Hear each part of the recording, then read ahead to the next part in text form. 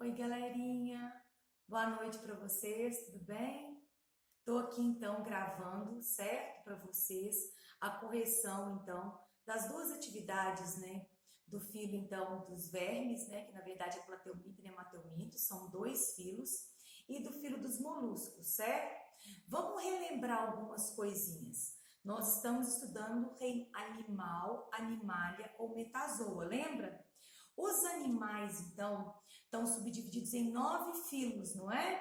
Poríferos, quinidários, plateumintos, nematelmintos, moluscos, anelídeos, artrópodes, equinodermas e cordados, que são os vertebrados. Então, a gente não está estudando os invertebrados.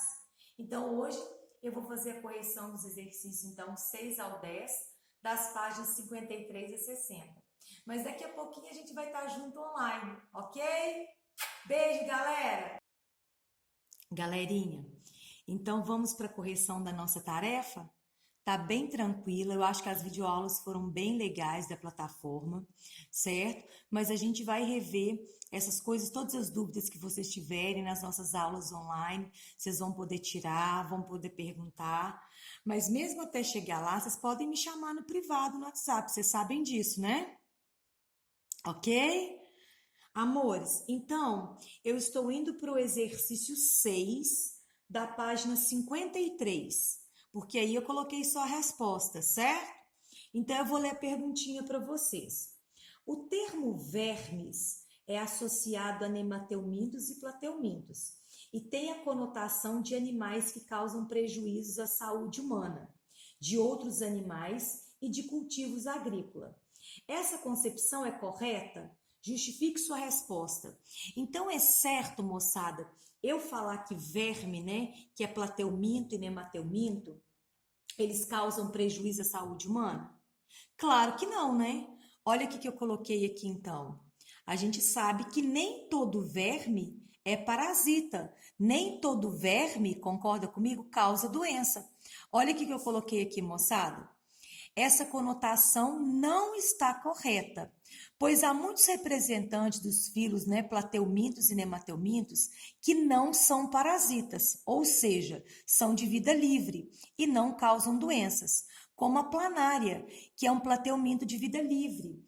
Gente, a planária, então, é um plateuminto de vida livre, tem a planária na página 51. A planária, né, que sofre regeneração, a planária, que é um animal dulcícola que vive em água doce, ela não é parasita, então ela não causa doença. Olha isso aqui que importante, por isso que eu resolvi gravar essa aula para explicar isso para vocês. Eu coloquei aqui. Além disso, mesmo os vermes que são parasitas, eles têm uma importância na natureza, pois controlam o tamanho das populações. A gente acha, por exemplo, igual o coronavírus, o vírus não é um parasita? A gente já não estudou que os vírus são parasitas, então, intracelulares obrigatórios? Eles não vivem dentro de outra célula? Ai, Fernanda, mas então os vírus são ruins. Não, gente, os vírus são importantes para controlar o tamanho da população. Imagina a quantidade de seres vivos que ia ter se não tivesse nem parasita nem predador. Então, os parasitas e os predadores, olha só, eles controlam o tamanho das populações, além de proporcionarem a seleção natural de espécies mais adaptadas. Eu achei essa questão fantástica, porque mesmo um verme, né, sendo parasita, o parasita e o predador são importantes na cadeia alimentar. Por dois motivos: porque eles controlam o tamanho das populações, além de proporcionarem a seleção natural, né, das espécies mais adaptadas, dos mais aptos. Olha que interessante, muito, muito boa essa questão, ok?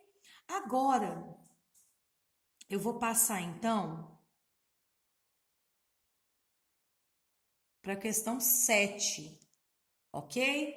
Olha a pergunta da 7.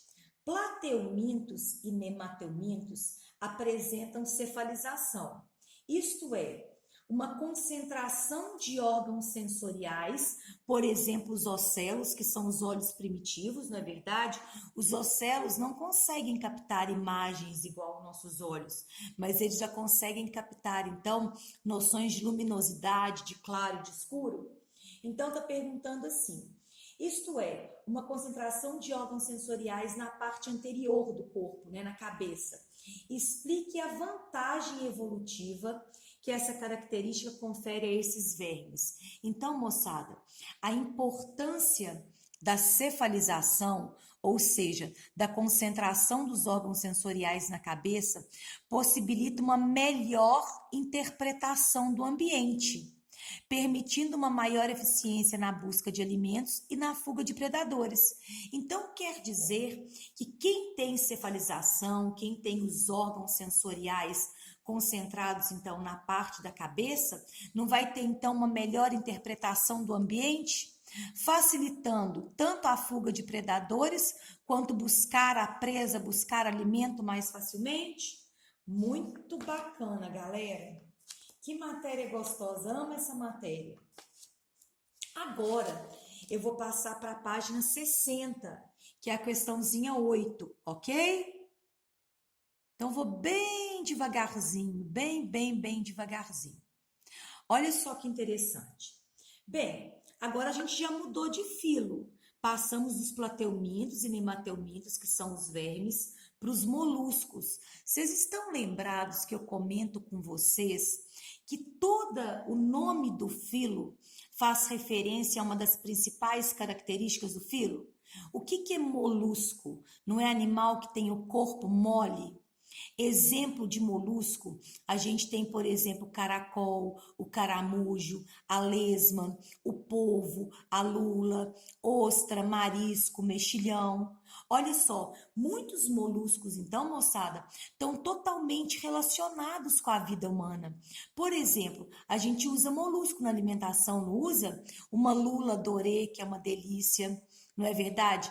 Tem os mariscos, a gente sabe, então, que a gente tem os moluscos bivalves, a ostra, que produz a pérola. Olha que interessante, a gente tem, por exemplo, se a gente parar para pensar, o caramujo, a gente tem um caramujo que é o hospedeiro, né, de uma doença, então, de um verme, então, que vai causar esquistossomose. Então, os moluscos estão totalmente relacionados com a vida humana.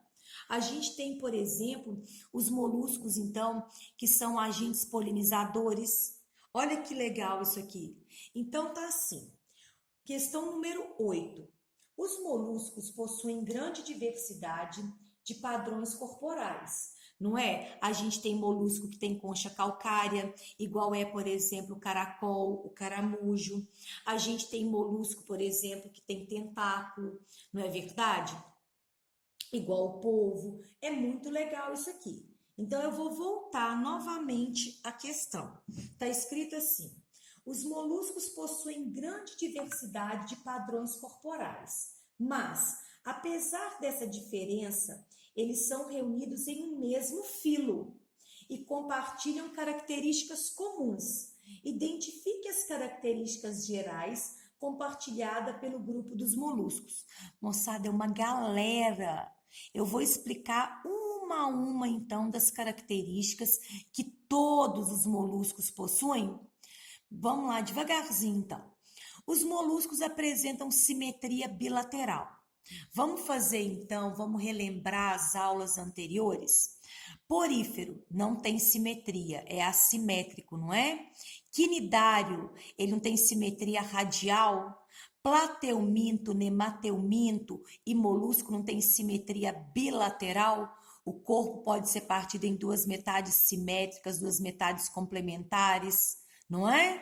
Então, o molusco apresenta simetria bilateral, tem o corpo dividido em três partes, né?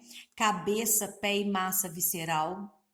Os moluscos, como na questão anterior a gente falou possuem cefalização, os órgãos sensoriais concentrados na região da cabeça. Eles apresentam um pé musculoso, né? Lembra da lesma, por exemplo, lembra do caracol, responsável pela movimentação do animal. Presença de massa visceral, são as vísceras, os órgãos internos. A superfície interna da concha revestida pelo manto. Olha que legal isso aqui, moçada. Os moluscos, eles têm sexos separados. O macho separado da fêmea. Então a gente não fala que eles são dioicos. Por exemplo, tem animal que é hermafrodita. Então a gente não fala que ele é monóico. Tá tranquilo? Os moluscos não. Os moluscos têm sexos separados, são dioicos. Respiração dos moluscos vai depender do ambiente que ele vive. Os moluscos, então, aquáticos, eles não apresentam respiração branquial. Os moluscos terrestres vão apresentar respiração pulmonar e cutânea. Tá tranquilo? Eles vão realizar reprodução sexuada, eles não realizam reprodução assexuada. Presença de sistema digestório completo. O que é isso? Não é possuir boca e ânus? A primeira vez que o sistema digestório completo apareceu, não foi no filo anterior dos nemateumintos? Lembra disso? Olha que interessante, da lombriga. Porque plateuminto tem tubo digestório incompleto, só com boca? Presença de rádula, né? Leu a palavrinha rádula, moçada. Eu tenho que lembrar direto que é molusco. A rádula é a estrutura raladora dos moluscos. Tá lá na página 56. Parece, então, como se fossem vários tipos de dentezinhos para ajudar a triturar o alimento. Leu a palavra rádula, pode marcar que é molusco? Rádula é a estrutura presente, então, principalmente nos moluscos gastrópodes, certo? Que vão ajudar a triturar o alimento.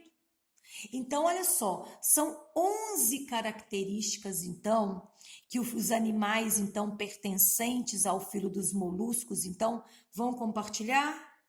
Que delícia! Ok? Adoro isso. Bem, a questão número 9 era muito simples. Eu até tirei uma foto da apostila. Porque o que pediu na questão número 9?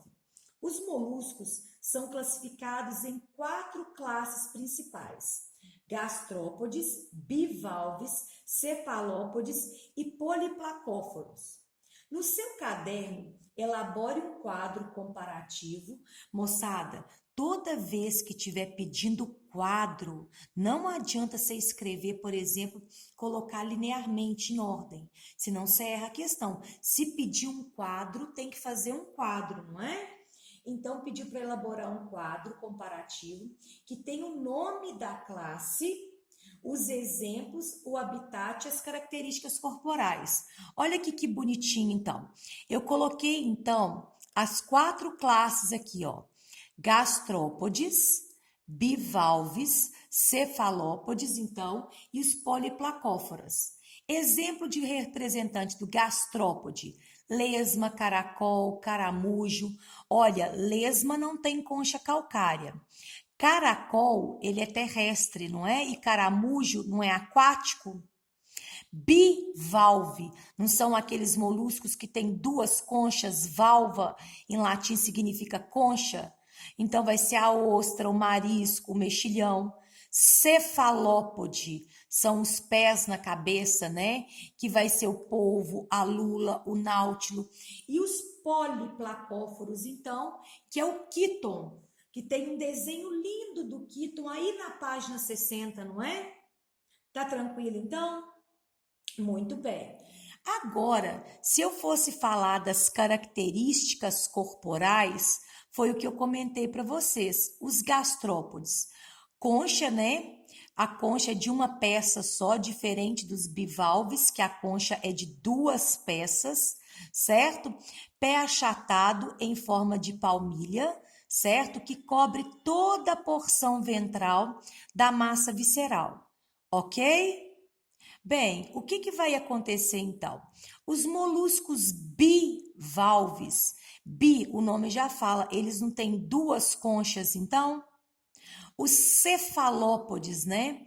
Eles apresentam, então, não são os pés na cabeça, mas a gente sabe que não é pé, a gente sabe que é tentáculo. Olha só, eles não têm concha calcária, eles têm concha interna ou externa ou ausente, pés transformados em tentáculos, ligados diretamente à cabeça, daí vem o nome cefalópodes, os pés ligados à cabeça. E os moluscos, então, poliplacóforos, que a gente tem exemplo quíton, o que vai acontecer? Ele tem o corpo mole, certo? Revestido, então, por placas calcárias. E o habitat deles, moçada? O habitat, então, dos gastrópodes depende. Ele pode ser terrestre, úmido, no caso da lesma, no caso do caracol. Ele pode ser dulcícola ou marinho. A gente tem caramujo dulcícola e caramujo marinho, certo? Os bivalves. A gente, então, tem o quê? A água marinha e a água doce, não é? Porque a gente tem algumas espécies, então, de mariscos que são de água doce. Olha que legal dos bivalves. Tá tranquilo? Os cefalópodes são marinhos, né? Náutilo, polvo e lula. E o quíton também é marinho, ok? Bem tranquila essa matériazinha nossa, não tá? Então vamos lá, moçada. Para a gente terminar então agora a nossa aulinha, olha que delícia. Tá assim, identifique a função dos tentáculos dos polvos e cite a classe de molusco a que esse animal pertence. Moçada, a gente sabe então que polvo e lula pertencem à classe de quem? Dos moluscos cefalópodes, não é?